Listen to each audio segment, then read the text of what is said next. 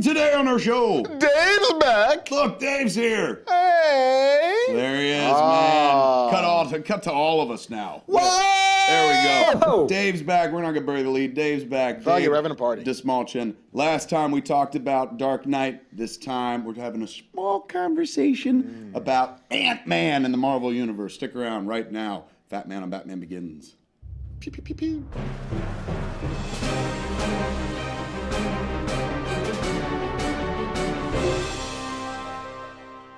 Welcome back to another episode of Fat Man on Batman. I'm Kevin Smith. Marc Bernardin. And with us again in this episode is Dave Dastmalchian. Dastmalchian. That's right. Dastmalchian is getting in your Dastmal fucking face, man. He's going to tell you some more anecdotes or Dastmalchian-adotes, if you will, man. You're a good fucking storyteller, man. We got a lot of reaction to that last episode. People are like, that dude's fucking good. You think that's good? Wait till he fucking tells you how he wound up in Ant-Man, motherfucker. I dare you to wait. Thank you. You don't have to wait that long. When last we left Dastmalchian, Hi. Yes. he was working on, he just finished Dark Knight shooting. Yes. Left London, went home, huzzah. Go home. What huzzah. happens between shooting it and the movie coming out? Do you go to work at all? I went back to work. I mean, you get a paycheck for your time for the weeks that you were working, but then I went back to acting. And what I was trying to do was save up enough money to get myself to Hollywood. And I wanted a credit, and all of a sudden I had like the best credit I could ask for. Totally. So I went back to Chicago, and I got to I got to do some really amazing plays. I did a production of As You Like It, and then I did a production of a Sam Shepard play that I had always wanted to do, and then I knew that I was going to be going soon after that. So I ended up. You also, here's another thing, you guys. Like I told you before how insecure I was about my performance in that film, and it's a massive script of which I only got to see 2 pages of. They didn't show me a whole script, but I knew they were shooting for 8.5 months in 3 continents, and I thought, there's a very great reality, and when it's happened to many, many friends of mine, where you shoot something and then so you can't, and everyone says that to you, you know, don't count on it. Good don't point. Yeah, it could be on the cutting room floor. Or it could be shitty. So Yes. I remember, I'll never forget getting to go. They had like they had a big cast and crew opening in Chicago, and I got to go to a cast and crew screening of the film, and sitting there and watching it unfold, and it was of the umpteenth surreal stories of my own experience that I could tell you guys. That was another one. Just seeing myself up there in that world, I was like, this isn't real, and it didn't even look real. It looked like something about it jars you the first time you see yourself up there. It doesn't look like it fits in the rest of the film. It's like something maybe my mom had made. I don't know how to describe it. Like one of these things is not like the other. Yeah. So then I was still saving up money, and Chris Smith, who had put me in that commercial before. Filmmaker Chris Smith, Filmmaker Chris Smith. documentarian who made the wonderful American movie. Yep, and he did the Yes Men and the Pool and Collapse. He's brilliant. He was going to do another string of commercials, and he called me and he said, I got this script and I don't think it's very good, but I think you could do something fun with it. So I ended up getting the job, which we shot in New York. So I ended up actually living for a year in New York. And I was able to save up even more money for my goal to like get to Hollywood. Well, and how does one save money living in New York? Yeah, Well, I'll tell you. What'd you become a supervillain? doing commercials, Robbery. doing burger commercials. I did literally, we shot probably 50 some commercials together. They didn't air all of those, but I was on like a contract with, so I got to work with this amazing director, and the other actors in it were good friends of mine, were amazing. And I again learned how doing like this stuff, like being aware of this thing is so vastly different than being on a stage and trying to project to the 300th seat. It's all the same tools. It's a different skill set. Right. Absolutely. So instead of an audience of 350, you've got an audience of 1, and you have to figure out how you can actually play that talk audience. like this and use a microphone and all that stuff. So I feel like I learned how to camera act again for another year with Chris. And during that time, I met the woman who'd become my wife. Where'd you guys meet? Where'd that happen? Smart doing- man bringing that into the story. I was doing hi honey. I was doing a short film. I wanted to get in front of the camera. That's her. That's the lady who was at the pedicure. That's my beautiful wife, Evelyn. Yes. Yay. Yeah. All Look that's at her. missing is the kid. When we go on those things, those red carpet things for movies, it's hilarious because we do pictures. I always bring her up there. I'm like, you make me look better. So she comes with me, and then the photographer is always like, okay, sir, sorry, can we get a single on her? Can you get off? They always ask me to get off the carpet because they think she looks looks like an actress. You're like, I'm not the plus one. I'm the one. I was doing this. These really cool filmmakers who became good friends of mine were making a horror short film about zombies at Fashion Week, and so I was shooting with them. And Eve had trained photography, and so she was friends with the woman directing the short, and so she came for a day to do like EPK and behind the scenes, just as like a favor. And I see this girl walking. We're shooting a scene in a salon in Brooklyn, and I see this girl walking around, and I was like, "What is that?" And then I walked up to her because I'm the star of this short film about zombies at Fashion Week, and I'm like, "What are you doing? What are you doing here?" And she's like, "Oh, I have to interview you." And our first conversation is on camera, and it's amazing because I am so. The plumes are so out, like I'm so like peacocking, trying so hard to be like, yeah, I'm playing this character, his name's da-da-da, and he's, you know, and she was like, in the zombie thing at Fashion Week? I was like, yeah. My second thing after The Dark Knight with Chris Nolan. It's my follow-up. Really, I think it was. So then, no, I had done another short back in Chicago before that. So then I head to LA in December, so in January of 2010. I moved to Los Angeles. With her? She and I kept dating long distance, and I got to LA, and I got some more work back there. And by the time we finished that, by the following fall, she moved out to LA. We've been together ever since, and now we're married and have a little boy. And you got the kid Arlo. We got a little kid Tell Arlo. him this is before we jump into the fucking Ant-Man thing and the Sushi Girl thing, which puts you into Marc Hamill world as well. Tell him the Arlo story. My son Arlo, it's really fun because I was saying to Kevin when we met, I said, "Oh man, you're such the coolest name for your daughter," because I know everything about him. You know, and it's weird when you meet somebody and you know so much about them, you don't want to creep them out and be like, "So I know the name of your child. I know blah, blah, blah. I've seen all of your work. Can I move to a different pedicure chair? This man is Especially unnerving when me. You have one that Getting comes their with a restraining order? Because I really love that. He knows too much about me. I know I put too much information out there, so it's my fault, but please. So people, we're saying to him, "Oh yeah, Harley Quinn." That's like nowadays people are like, "Oh, original." I mean, it was so original when you did it. And for me, my son's name is Arlo, and people will come up to me often and say, "Oh, Arlo Guthrie, you named your son after Arlo Guthrie," and I'm like, "No, as a matter of fact, sir."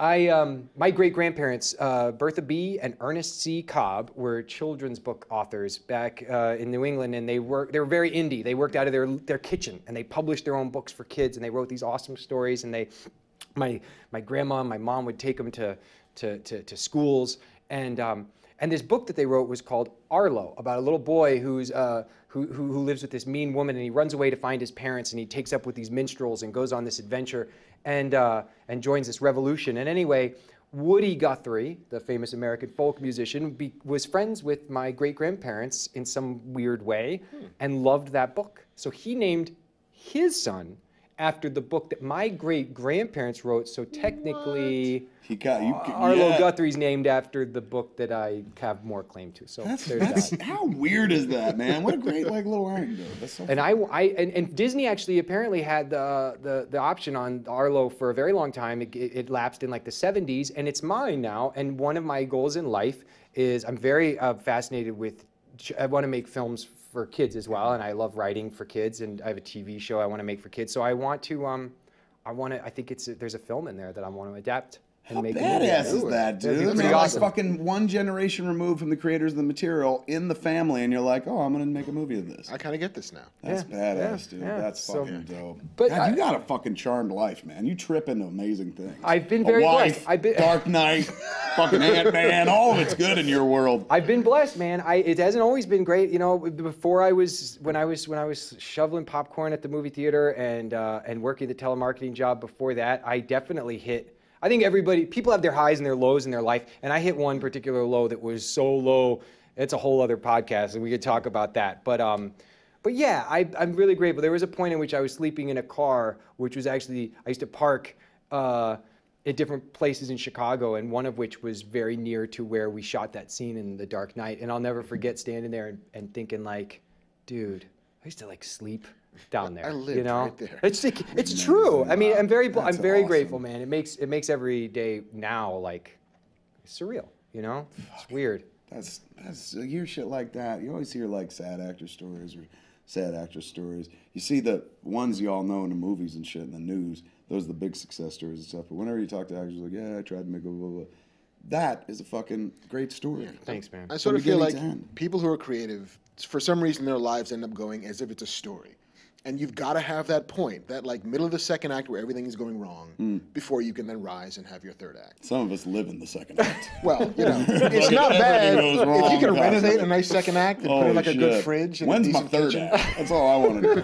All right, so let's jump to what is technically I- not your second act, but the big fucking next job that you had was the Ant-Man job. Yes. How did that happen? So I've been now working in LA, and I've done some TV shows, and I had done Sushi Girl, which you mentioned earlier. Which was Sushi when Girl, jump out real quick Yeah. to a 4, is an indie film directed by, Kern Saxton. and it had Marc Hamill in it Yes. as well. Coolest fucking trailer you'll see online. Yeah. It's an amazing fucking trailer. Dudes. The cast is Fun movie. really cool. It's Hamill, Tony Todd's in it, Danny Trejo, Andy McKenzie, Jeff Fahey, Sonny Chiba has a cameo in Holy it. shit. Girl named Courtney Palm, James Duvall, Noah Hathaway, Atreyu from The Neverending Story. He's like the hero of it. We had a table read. When I first got, the way I got the part was I'd come to LA, and even though I had the Dark Knight credit, I couldn't get an agent. I told you this the other day. I couldn't get anybody that wanted to like sign me, and I was going to offices around at Beverly Hills and handing off resumes and I'm DVDs. in the Dark Knight. Well, yeah, or like I did, I was Vince and Buried Child in the award-winning. Are you delivering lunch or what? And I'm like, no, I'm me. Anyway, so I Facebook messaged one of the producers of Sushi Girl because I had seen a breakdown of it on Actors Access, and I didn't know how to like reach people to get an audition for something. So I found a guy on Facebook, and I sent him a direct message and said, I saw that you're making this movie. Is there any way I could audition for it? And he had just seen The Dark Knight, thankfully, and they brought me in, and they put me in the movie, a great role. And I remember the table read. These are all new people to me, mind you. I've just come to Hollywood, and here I'm sitting around a table with these icons and these guys who represent the kind of films that I've been watching my whole life and I love. And I got real nervous, as I do, and I had to go number 2. No. Oh, shit. yeah. You had to squeeze one out of the Sushi Girl Well, I mean, we're in a nice. Nobody ever wants to be in that We're in position. like a nice home in I don't know what neighborhood it's called, but not not far from here in a nice neighborhood, and I'm like, where's the bathroom? I don't want to go to the one that's right off the table read. Yeah, So I go here, upstairs. the I water. go upstairs. I go. It's quiet enough. Great. There's no toilet paper. Ah, the dream turned into an. And I don't have. What am I gonna do? There's one nice cloth towel, and like, what am I gonna do? Well, all I've got this director had texted me earlier directions for her to come for the reading. So I've got his phone number, and that's the only person that I could possibly. So I had to text the director, like, is there any way? So I was You texted him from the shit. Can somebody bring me some toilet paper? And Kern, who's now a dear friend of mine, like Would you have know, to be after this story. Yeah, no doubt. Yeah, That's right. bonding. But he made an awesome movie, and that was huge. And Marc and I know you guys are friends, and you work together. And he just and he's been on the show, and He's a fucking great storyteller as well. He's like amazing, you. man. He's full of fucking We anecdotes. just vibed immediately on. Well, I'm a huge fan of his Joker, huge fan, and the animated series is as big of a deal for me as it is How for weird. you. You had worked with the Joker, and then your next. And that was what he said. project, He goes, my kids were saying that you were da da da, and I went and watched it, and oh yeah, and you were great, and I was like, oh, Marc's telling me I was great. He's telling me I was great. And I've said this before, but they always say like, don't meet your heroes, and that's bullshit. Yeah. Because when When it you comes to meet Marc the Hamill. ones that are like. He's just an amazing guy. We bonded over William Castle going to. I was telling him I just went to Cinefamily and they were screening The Tingler and they had the buzz seats and he was like, "What? I want to go do that with you." And we're friends now. Like That's he's awesome. he's great. An awesome dude, man. He left a message on your phone for you. My voicemail. We'll have to read. I don't have a signal in here, but he we were wrapping Sushi Girl and I had to go back to New York for something else and he said, "Oh, you're gonna miss the wrap party." And I said, "Yeah," and he's like, "I had a gift." Oh, and he recorded my incoming message, which has now been, what's that, 5 years?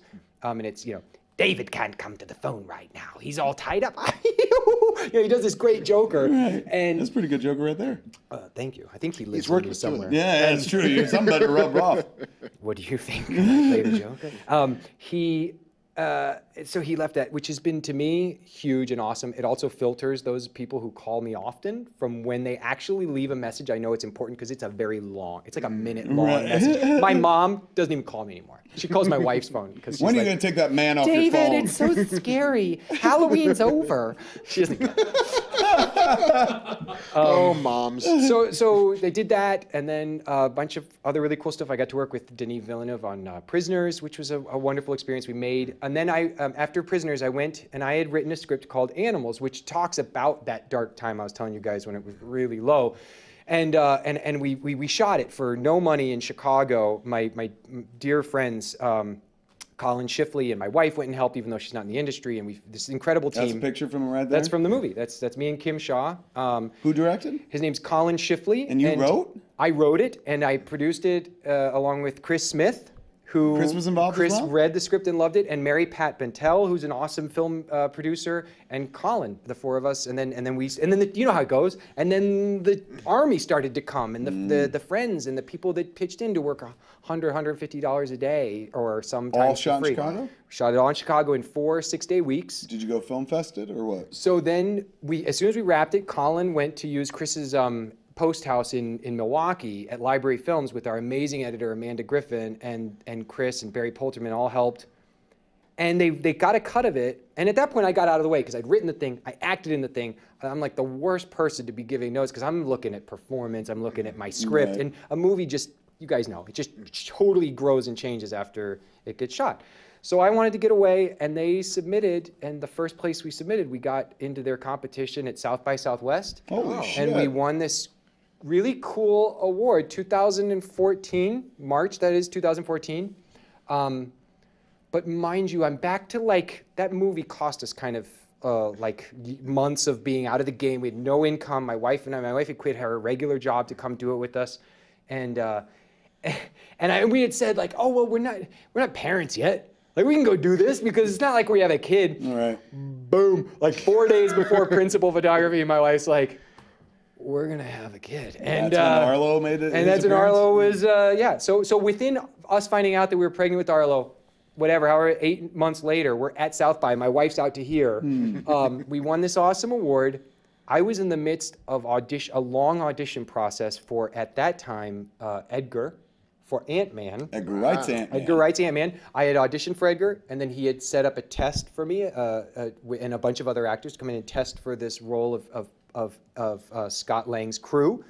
So you were on, so even in Edgar's version, you were on Scott Lang's crew. Yes, and I had to fly back from South by early, leaving my 8.5-month pregnant wife with our friend Colin, who was like, oh, what do I do if she has a baby? I was like, I don't know, man, I gotta go. I'm in the movie biz, bye. And I go back, and they postponed that test. Of course, I fly back, and they postponed the test. And then they ended up doing it like a week or so later while I was in Vancouver doing a show called The Intruders with the BBC, and I tested for Edgar, and at that point Paul and Michael were set as cast, and there was a bunch of other guys testing with us for the crew. And it's an amazing story, you guys. It was like a Sunday. My wife found out she might be coming early, the baby might be coming early. I was freaking out. The people I was working with up in Vancouver wrapped me out to put me on a plane to send me back to LA. And my checking account probably had like, I don't know, $3,000 in it, and I'm like, I think having a baby costs a lot more than that. And if you're gonna be in Los Angeles, $3,000 will last you 2 minutes. Yeah, so I'm like, whatever's meant to happen is meant to happen right now. And my agent and manager called and said, they're executing your option, like you're gonna be in Ant-Man now. And it just, I jumped on this bed in this hotel room by myself, and I hit my head really hard on the ceiling, and it caused all the shit to come down, you know? And I came back, and my son was born the next day. Holy crap. Yeah. Nice. Now wait, which Ant-Man were you cast in? Edgar Wright Ant-Man? So I was cast in Edgar's. This is what's crazy, okay? So let's stop for 1 second. Yes. You're the man who walks between two worlds because you were in Dark Knight, a DC movie, and Ant-Man, a Marvel movie. But now you're the man who walks between two worlds even within the Marvel universe because you were in a version of Ant-Man that will never exist at this point. Correct. And then you were in the version of Ant-Man which everybody knows and loves as well. Correct. So tell us about the one we'll never see. So the one that we'll never see, all I got to see, when you're testing and auditioning, they don't give you they're not my level of actor. I think if you're a star, they give you a whole script to see, oh, I like this. When you're me and you go, I'll be in it, they give you like 8 pages. And those They give you a list of ingredients on ketchup and that's your lines and you're like, done. Those 8 pages, I don't know what was all going to be shot, but it was quite different. I mean, the crew was much bigger. The Scott's crew was a number of guys, and a lot of the humor derived from that. So that was in different. Ant-Man, as we know it, Scott's crew is you, Michael Pena, and T.I. Yes, Luis and that's it. Yeah. Well, how many in his? In crew? that version, I feel like there was a grand total of either 8 or 7 total, which including Scott. So maybe there was like 6 guys, and there was a lot of. When I was testing, I remember a lot of the jokes that I was trying to make work and also be active in like an action sequence were like keeping track of people's names and stuff like that. So that was kind of my bit, you know, and I had this character that I told you this story. When I went to the test, I had like an idea of how my hair would look, and I'd worn this. I like to show up in character, you know, and this was such a. This was, at this point, a character, if you've seen Ant-Man, the character I play in is quite different than characters I've gotten to play in other films before. So this was a big stretch for me, so I really wanted to, like, you know, let them see me as that. So I showed up in skirt, and I was in the thing, like, just from time I walk in until it's time to do the thing. And we're doing scene with, like... Do you think they're like, is he really Russian? Did we I hire a don't Russian know. guy? But luckily, Edgar had seen other stuff I'd been in, and he knew who I was, so we had spoken out of my dialect. But I met Paul Rudd for the first time and Pena for the first time at this test at Disney, and they're so nice. We're like, there's like a coffee room where you're like eating, and then you go into the stage where you're shooting some scenes, like fake scenes, to see how chemistry is, I guess, or how you look together. And then Paul, it's a long day, and Paul, you know, comes over at one point. He's like, "Hey man, great job in there, you know, like, how long when did you come over?" Or, you know, and I was like, that's the best compliment ever. and the truth is, Paul Rudd grew up in Kansas City in a city called Overland Park, probably a mile from where I grew up. He went to a high school called Shawnee Mission West. I went to Shawnee Mission South. I knew that we had both worked at the same mall at different times, but at the same mall. So I'm like, in character, I'm like, well, I was for assistant manager at Long John Silver at the Oak Park Mall, and he was like, what? You were to... And I was like, dude, I'm from Overland Park, too. And he was like, no way. That's awesome. But so I got cast in Edgar's version. And then soon after, Edgar did, you know, say, hey, I'm really sorry. It's been so great getting to know you, but I think I'm going to be leaving the project.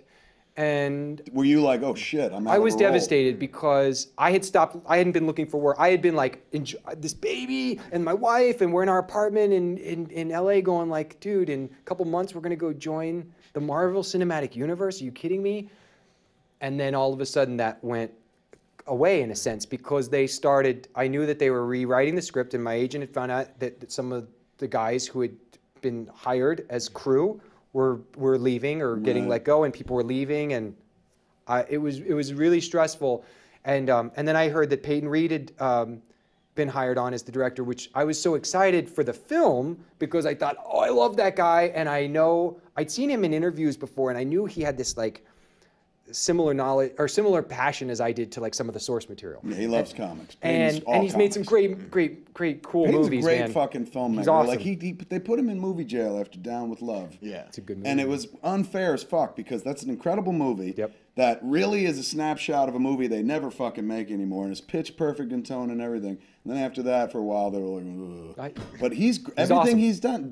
Fucking Bring It On is a fun fucking movie. Like, so when they announced Tim as the backup guy, it's like, all right, Edgar's not gonna do it. This guy's gonna do it.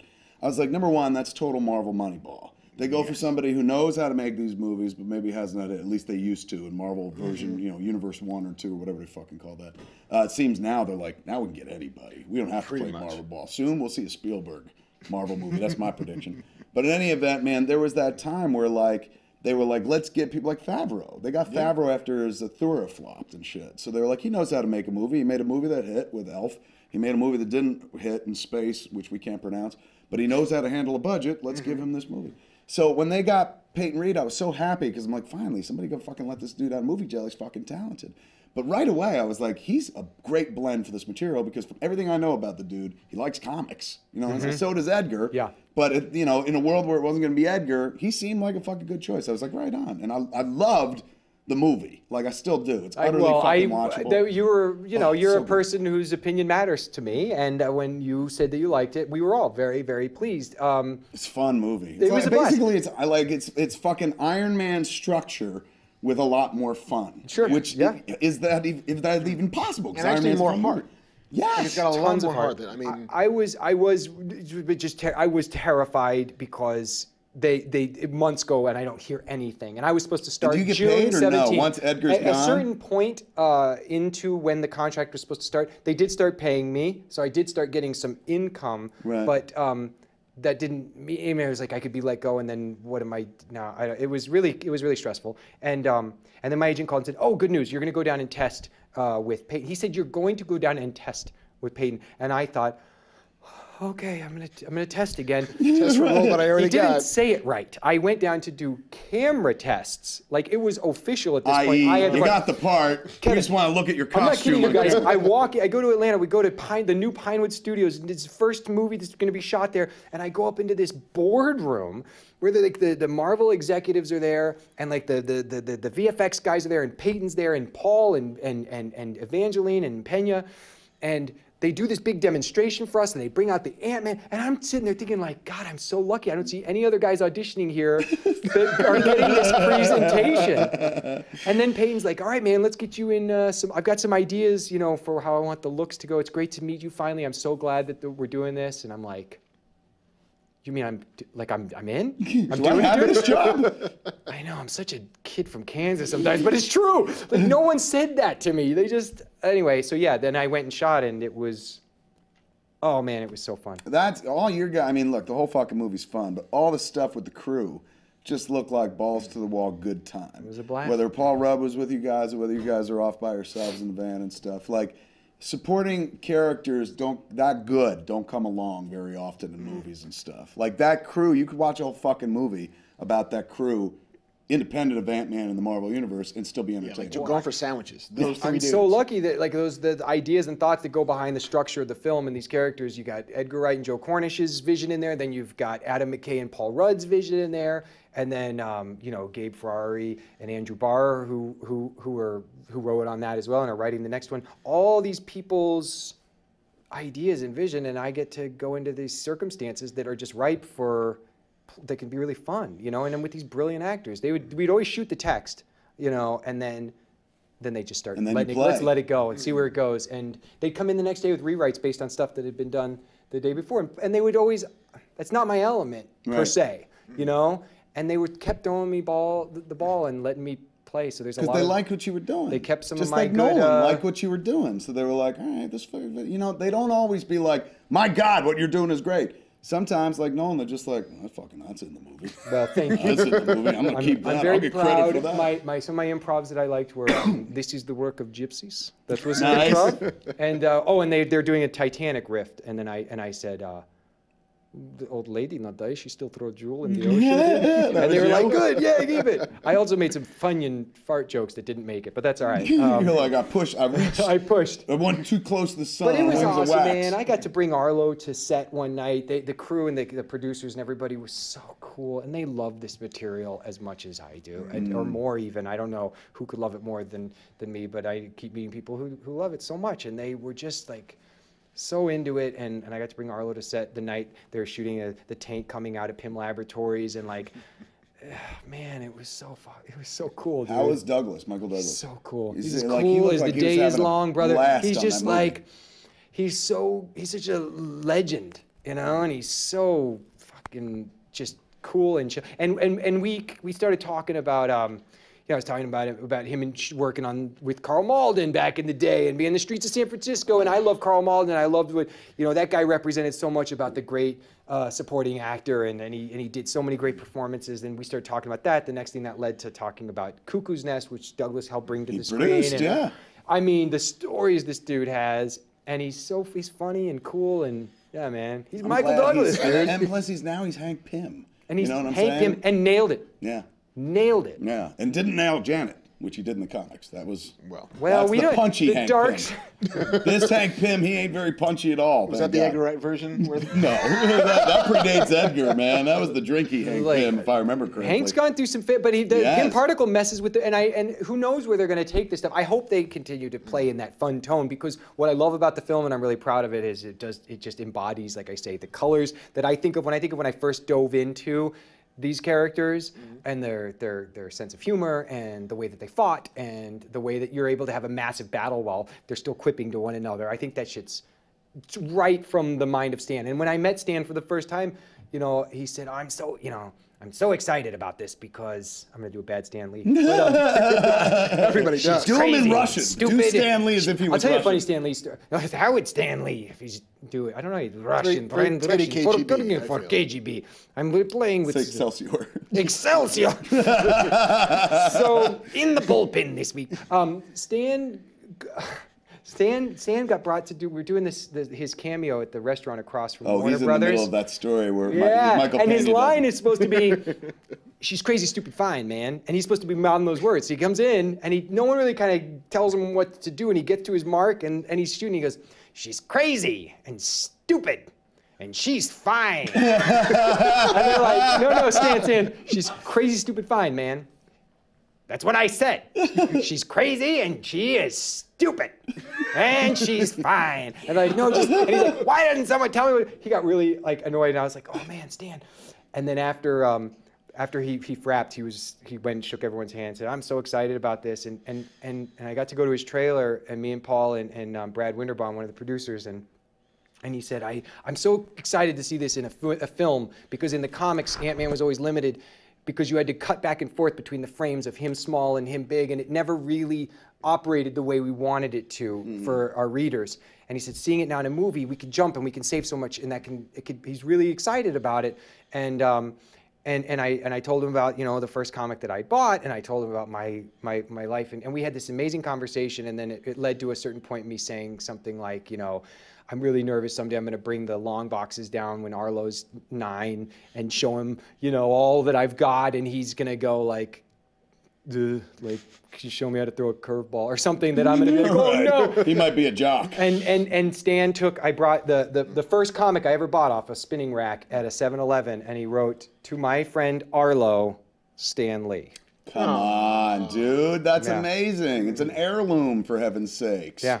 Signed by the man himself. You gotta slab that shit, man. I've got Marvel gave me some cool ones with Don't this. slab that, man. keeping Slab, this- and that's when you intend never to touch a book again. Like that's. Smart I've got play. I got some other ones I did, but this one is going to be just like something that Arlo gets to Kids take gotta out. I be want to able to read it touch with it. it. I want to read his first comic. So guys, say a prayer out in comic lover fandom that my son really enjoys comic books. Otherwise, man, you could sell that to some other lucky boy named Arlo. Maybe I'll have another kid. Maybe my daughter's going to love comics. Who knows? Name her Harlow. And then just put an H on the beginning of that. You're all set. There you go.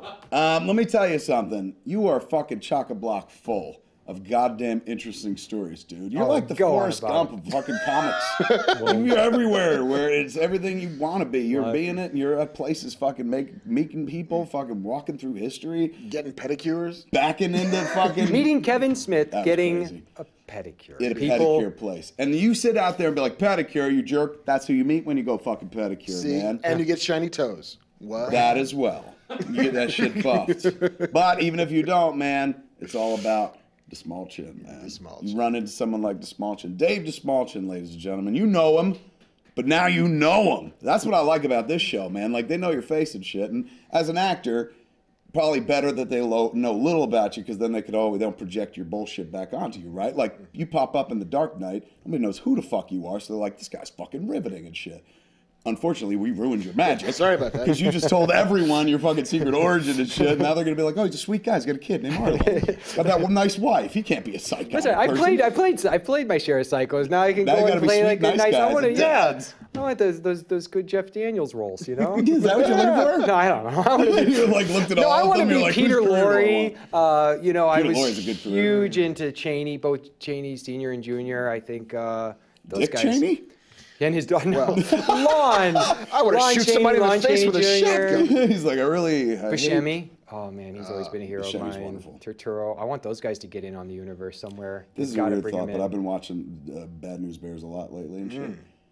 Buscemi would be an excellent He would be butter maker so in a great. remake. He'd be so great, man. I was thinking about it. It can't Better just than be Billy Bob anybody. It Thornton? has to have a fucking look about Have you them. seen Trees Lounge Yes. lately? It's just. Not I lately, went but back that's and a watched it wonderful again movie. recently, and it's like, come on, man, that guy's just so fucking. He's always been fantastic. Yeah. He's Look in at that you, Klaus man. thing, I guess. You're gonna come back and be on the show. I hope so. I'll just be Because I sleeping know under there's here. some other shit that you worked on, which we can't talk about now because it's early. But he worked with somebody else. I'll tell you right afterwards. You'll be like, "What? You already Shut know." up! And it's fucking dope. So as soon as you're allowed to talk about it, I would love to. You'll be back on the show. Breaking news here. and we'll talk about it here because it was fucking like when he told me, I was like, "No, that's." Son of a... I'm telling you, like he's got the life you want, dude. Like as I sat there getting my feet done, I was like, Whatever. I thought I was. Pretty want to fucking write special. comics, man. Come on. Did you just get the You'll be able vapors to do right it. there? Was I that what did. happened? A little bit. I You was got like, the vapors? I saw somebody where I was like, I like your life better. And his wife was frightened by that. Of course, naturally, she rushed the kid out of there and stuff. no, But it's such a no. fucking Get the great go life. bag! No. There it is. no. Go wide. I Show off get our it. guest. Yes. Give him a goddamn single. No, man, no, no. Before he leaves. There he is. Dave Dastmalchian, man. Now you know him who he fucking is. Never mind. You can't call him the Joker dude anymore. Nope. Guy fine from with that. Batman I'm fine with or that. from Ant-Man. He was the from Man guy. I love that. Batman, That's Ant-Man. totally awesome. Now they're like, oh, that's Dastmalchian. That's just Dave now. Dave Dastmalchian. Thanks, you guys. This has been amazing. Thank you. You'll come back. Yes, please. There it is, folks. Come on, you can't ask for more than that. It's fucking fantastic. Seriously. Go tell your friends. Free man. pedicures. You thought you had a cool life? The small chin knocks your shit right into the dirt. It's crazy. Makes us all feel small and terrible. But everyone is special in their own way. Yeah, you're all good. It's in your own way, but this guy's great. I mean, holy fuck. There it is, folks. Aim low, Man, kids. I'm Batman. I've been Kevin Smith. Marc Bernardin. Tell him who you are, Dave. Dave Dastmalchian. You'll see him back here again, man. Come back yes. next week, same fat time, same fat channel, smodcast.com. YouTube.com/Kevin Smith. I'm taking care of the business. Probably man. better. Well, whatever. Somebody's got to.